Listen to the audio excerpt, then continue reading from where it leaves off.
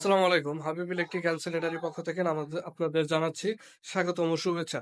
আজকে আমরা একটি ইলেকট্রিক কাজ শেষ করলাম। তো আপনাদের মাঝে শেয়ার করব যে আমরা এখানে ইলেকট্রিক কাজ কিভাবে করলাম। তো আমাদের এখানে হচ্ছে দুটি রুম। এই একটা রুম, এই একটা রুম। এটা হচ্ছে আমাদের হল রুম এবং এখানে হচ্ছে একটা টয়লেট এবং এখানে একটা রান্নাঘর এবং ভিতরে এই কর্নারে হচ্ছে একটা রুম থেকে না এই রুম থেকে না এখানে একটা টয়লেট আছে।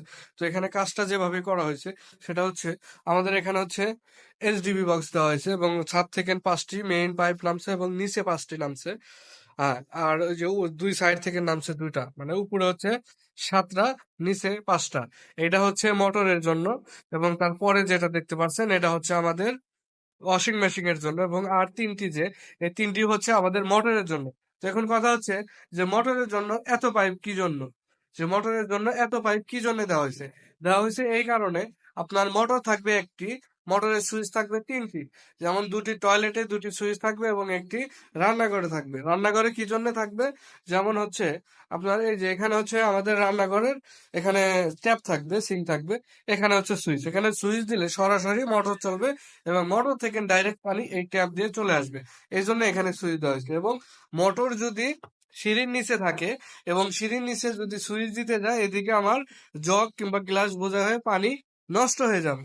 সেই জন্য সব জায়গায় আমরা তিনটার জায়গায় সুইচ দিচ্ছি। এবং গোসলের সময় যেমন গরমের দিনে কিন্তু ঠান্ডা পানি পাওয়া যায় না, সেক্ষেত্রে আপনার শীতের দিনে গরমের পানি যদি কেউ নিতে চায়, সেটা মোটর চালাইলে ডাইরেক্ট গরম পানি আসে এবং সেই পানিটা খুবই ভালো।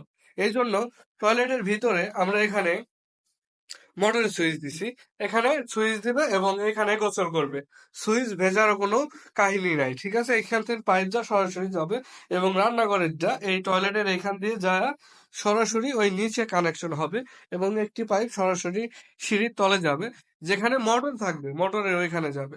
এটা ছিল এই ডাইনিং যে রুমের, এই ডাইনিং রুমের কাজ। এখানে হচ্ছে আমাদের একটা টিপি থাকবে আর এখানে হচ্ছে আমাদের এই পুরো হল রুমের যে সুইচ বোর্ড এখানে এখানে হচ্ছে 4 গ্যাং সুইচ দেওয়া হয়েছে, নিচে দুইটা কম্বাইন থাকবে। এটা হচ্ছে এখানকার লাইন। এবং আমরা এই রুমে যে কাজ করছিলাম, আমাদের এখানে যে রুম, এখানে হচ্ছে আমাদের সিঁড়ির নিচে কাজ চলছে, কোনো শেষ হয় নাই। এবং এখানে আমাদের বেডরুমের পাশে সকেট লাইট। এদিকে দেখতে পাচ্ছেন আপনারা এই ঘরের যে মেইন সুইচ বোর্ড সেটা এখানে এখানে হচ্ছে বাতি ফ্যানের সুইচ থাকবে এবং এখানে ডপ নামানো হয় নাই। এই শ্যাম, এবং এইদিকে আরেকটা রুম আছে এই টিভির এইদিকে। এখানে আমরা যে কাজটা করলাম, যেমন এটা হচ্ছে আমাদের অ্যাটাচ বাথরুম। এখানে একটা গিজার হবে, লাইট হবে এবং মেইন পাওয়ার লাইন ওইখানে যাবে। ওইখান থেকে এই রুমে হচ্ছে দুটি ফ্যান, ঠিক আছে? এই রুমে দুটি ফ্যান, ওইখানে একটি ফ্যানের সুইচ, এই যে এখানে আর এই যে এখানে একটা।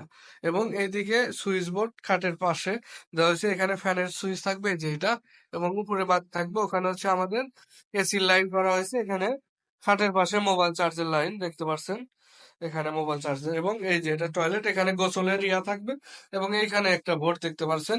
এটাই হচ্ছে আসলে মোটরের যে ডাইরেক্ট লাইন সেটা। এখানে কাজ কিভাবে করবেন আপনারা জানতে চাইলে আমাকে কমেন্ট করতে পারেন। আমি আপনাদের কাজটা পুরোপুরি বুঝিয়ে দিব যে এখানে আসলে কিভাবে তিনটি জায়গায় মোটরের সুইচ দিয়ে একটি মোটরের পানি সব জায়গায় নেওয়া যায় এবং খুবই টেকসই এবং খুবই ভালো। তো এটাই ছিল আজকে আমাদের এখানকার কাজ। তো অবশ্যই পুরো ভিডিও দেখে আমাদের দেখলেন যারা, অবশ্যই জানাবেন যে আমাদের কাজটি কেমন হয়েছে। এখানে যে আমরা ইলেকট্রিক ওয়ারিংটা করলাম আসলে কেমন হয়েছে সেটা জানাবেন। এবং আমরা যতটুকু পারি ভ্যান পাইপ ছাড়া কাজ করার জন্য, দেখতে পাচ্ছেন আমরা প্রত্যেকটা পয়েন্টে ভ্যান পাইপ যতটুকু না দেওয়া যায় সেভাবে, যেমন ভ্যান পাইপ না দিলে তারটা ঢুকাতে খুবই সুবিধা হয়। তো আজকের এখানে কাজটা আমাদের এখানেই শেষ। তো অবশ্যই জানাবেন কেমন হয়েছে।